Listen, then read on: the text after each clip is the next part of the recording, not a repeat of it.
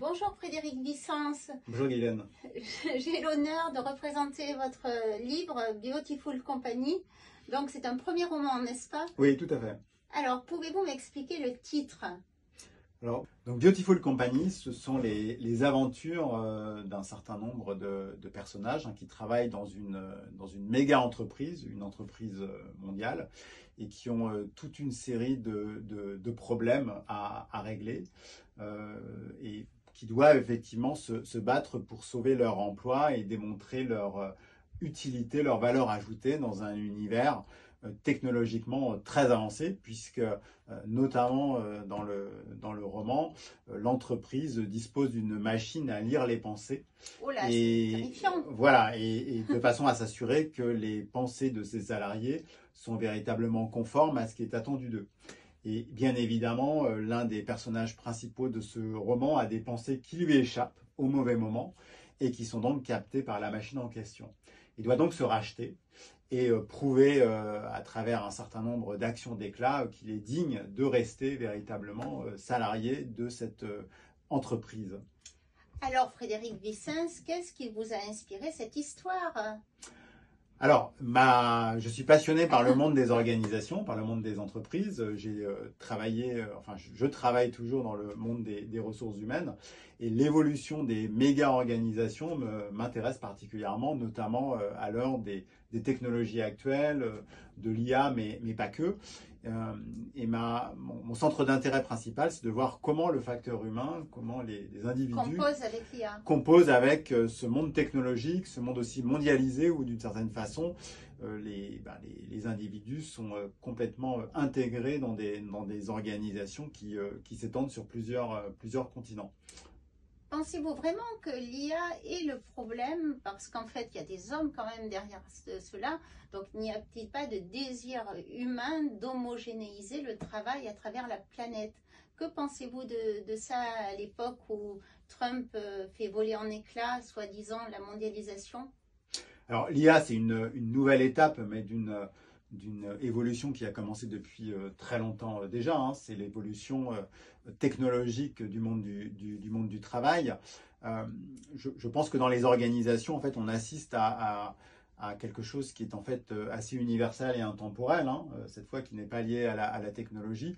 C'est l'affrontement d'une volonté nécessaire de contrôle et de maîtrise des activités, sans quoi il n'y aurait pas véritablement d'organisation, et l'aspiration des personnes qui composent ces organisations à avoir une certaine liberté, à avoir de l'autonomie, à pouvoir aussi s'organiser comme elles l'entendent. Et cette lutte, entre guillemets, un peu éternelle entre le pouvoir, le contrôle et la liberté, c'est quelque chose qui génère bien entendu pas mal d'incertitudes dans le monde du travail, dans toutes les organisations, mais c'est aussi quelque chose qui peut aboutir à des scènes très drôles, parce que les organisations humaines sont caractérisées par leur côté en grande partie imprévisible, au-delà de toutes les tentatives, là encore, de maîtriser, de programmer, d'anticiper les choses. Alors, l'IA intervient aujourd'hui comme une nouvelle couche technologique, en tout cas, elle a cette prétention, mais je pense... C'est un instrument. C'est un instrument, bien entendu, qui succède à d'autres instruments technologiques. Un instrument entre les mains des hommes quand même, qui veulent en réguler d'autres. Entre les mains des hommes, mais ce qui fait l'intérêt des organisations humaines, c'est que d'une certaine façon, elles échappent toujours pour partie aux personnes qui les ont conçues ou qui veulent les contrôler. Elles aboutissent toujours à des effets qui sont en grande partie imprévisibles. Un peu comme la créature de Frankenstein. Un peu comme la créature de Frankenstein qui finit par vouloir exister absolument par elle-même. Je pense qu'il y a une aspiration entre guillemets, d'un certain nombre de responsables de ces organisations à mettre en place un fantasme de contrôle, un peu comme pourrait fonctionner par exemple une ruche ou une fourmilière, qui sont des organisations qui sont très bien agencées, qui sont parfaites d'une certaine façon, puisqu'elles produisent toujours la même chose d'une façon hautement prévisible. Chacun des individus qui composent ces organisations, animales en l'occurrence, ne se pose aucune question. C'est exactement ce qu'il a à faire dès sa naissance, si je puis dire. Donc il y a un peu un modèle fantasmatique de l'organisation pure et parfaite. Et Vers la ruche ou la fourmilière. Vers la ruche et la fourmilière. Et je pense que ce fantasme-là parcourt toutes les organisations de tout temps. Mais heureusement, alors à la fois malheureusement et heureusement, les organisations humaines sont caractérisées par leur imprévisibilité foncière, quelles que soient les couches de technologie, encore une fois, qu'on peut apporter dedans. Alors, pensez-vous que la liberté rend heureux et que être comme ça sous contrôle, savoir exactement ce qu'on doit faire de ses journées, avoir toujours les bonnes pensées dans le sens voulu par la direction, pensez-vous que ça rend heureux les gens parce que ça simplifie les choses? En fait, moi, je me souviens, il se trouve que j'ai un ami qui dit qu'il n'a jamais été aussi heureux que pendant son cancer du sang, lymphome de Hodgkin, parce qu'il dit qu'il était tout à fait déresponsabilisé. Il était dans un lit d'hôpital et tout le monde s'occupait de lui et il a adoré être privé de liberté. Donc, pensez-vous, vous, que cette privation de liberté est un atout parce que finalement, c'est plus facile si on ne se pose pas de questions sur ce qu'on doit faire ou que c'est une menace pour notre humanité? Alors, moi, c'est ce qui m'intéresse à travers, et c'est ce que j'espère illustre ce livre. Nous sommes des êtres humains et nous sommes profondément contradictoires dans nos aspirations et nos organisations, donc que ce soit des entreprises ou des administrations, peu importe quoi. Eh bien, elles traduisent, elles reflètent cette contradiction qui est en nous. C'est-à-dire, nous aspirons à des choses opposées. Nous aspirons à la fois à des choses qui sont prévisibles, parce que ça nous rassure, parce que nous savons comment faire. Et puis, ça nous ennuie aussi. C'est-à-dire, nous avons aussi envie de créativité, de pouvoir innover, d'imprévu, de pouvoir se distraire, y compris d'ailleurs au travail. Il y a une dimension de motivation qui est extrêmement importante dans le monde du travail. De rompre la monotonie. Et les organisations humaines, elles sont confrontées à ça. C'est la raison pour laquelle il n'existe pas, à mon sens, d'organisation idéale, parce que ce serait imaginer que, d'une certaine façon, nos comportements pourraient être complètement homogénéisés. Et nous sommes traversés par ces contradictions, quels que soient d'ailleurs les jobs que nous occupons. Et ce qui est intéressant dans le monde des organisations, alors notamment des grandes entreprises, c'est qu'elles doivent faire avec cette contradiction permanente et qui est inhérente au facteur humain, qui est inhérente à notre nature. Nous voulons des choses en permanence qui sont des choses opposées. Et nous ne nous contentons ni de la prévisibilité, ni de l'imprévisibilité. On cherche toujours un équilibre entre les deux. C'est ce qui fait la richesse et la grande complexité du monde du travail et de l'organisation en général. C'est ce qui rend aussi ce monde universel aussi, parce que ça nous renseigne sur ce que nous sommes. On aime aussi prendre des initiatives et être fier quand on se distingue des autres, justement, c'est-à-dire ne pas se couler dans le moule, mais justement s'émanciper et faire des choses un peu différentes. L'être humain aime se distinguer, souvent se surpasser. Alors tout à fait, apporter une plus-value, son essence, sa singularité en fait.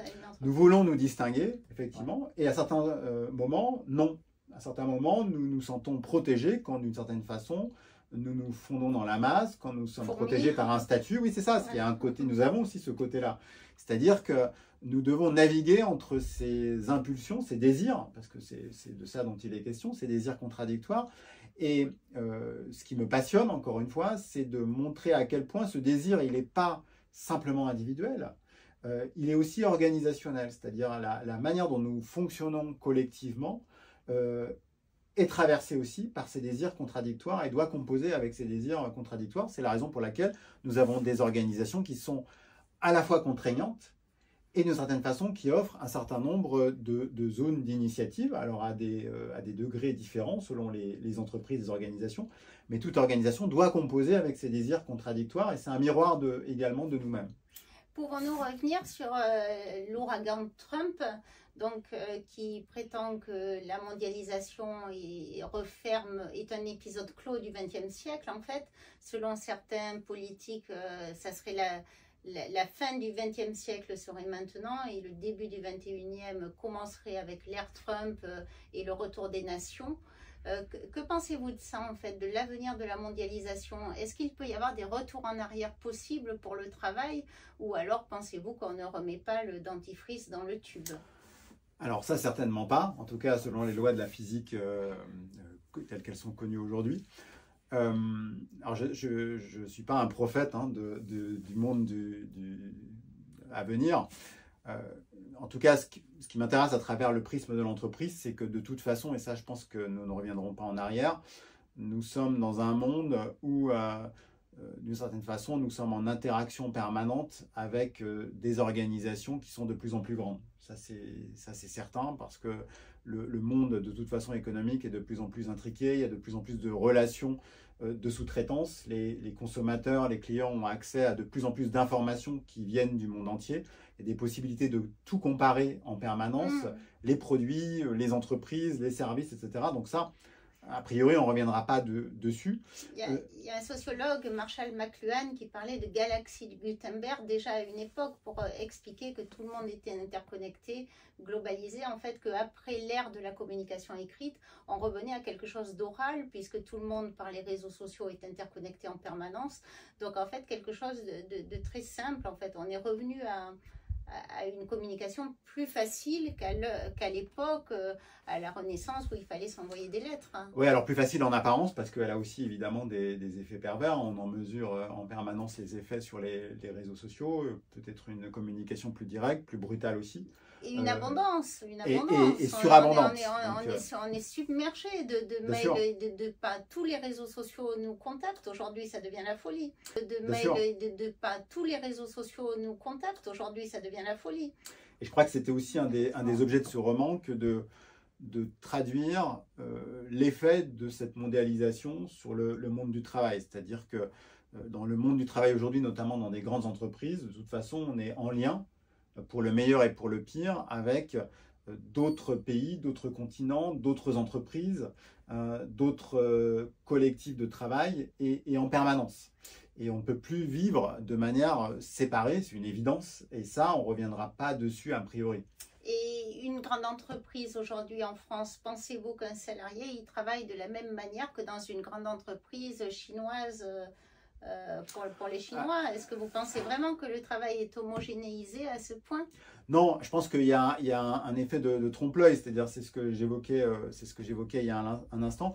Il y a des forces qui sont contradictoires, mais qui traversent les organisations depuis toujours. Il y a encore une fois cette tendance au contrôle et à l'harmonisation, à l'homogénéisation qui est absolument consubstantielle de toute organisation, puisque s'il y a organisation, il y a quand même un travail en commun qui a un minimum de prévisibilité en vue d'un résultat qui est partagé. Alors, on ne l'aboutit pas forcément au résultat voulu. Et puis, à contrario, il y a cette tendance en permanence à l'autonomisation, à la liberté d'action, qui est le propre de tout acteur humain. Donc ça, il n'y a rien de nouveau véritablement sous le soleil. La différence, c'est que ces organisations, maintenant, pour certaines, elles s'étendent à la planète entière. Donc, est-ce que le travail est complètement homogénéisé? Non, et sans doute qu'il ne le sera jamais. Ce qui m'intéresse, c'est de voir que finalement, il peut y avoir autant de différences dans les manières de faire et de fonctionner entre deux entreprises françaises ou deux entités d'une même entreprise en France qu'entre une entreprise française et une entreprise chinoise, par exemple. Donc, on a en fait une diversité qui n'est pas forcément apparente au premier abord dans toute organisation. Et on a quelque chose d'un peu fractal, c'est-à-dire qu'on a des diversités au niveau de peut-être des cultures de travail d'un pays à l'autre, mais on a une diversité extrêmement grande d'une entreprise à l'autre, entre les différents services d'une organisation. Donc cette infinie diversité des organisations humaines, c'est quelque chose qui m'intéresse aussi particulièrement et qui est romanesque. Mais le travail existera-t-il encore dans 50 ans? Pensez-vous que les humains seront encore utiles à faire quelque chose? Il y a quand même des experts comme Laurent Alexandre qui sont persuadés qu'on sera tous remplacés par des robots. Alors, tout dépend à quoi sert le travail. C'est-à-dire oui, qu'on a dans l'idée que le travail, ça sert à répondre à nos besoins, enfin, notamment dans les pays riches, les besoins fondamentaux, ils sont en grande partie couverts.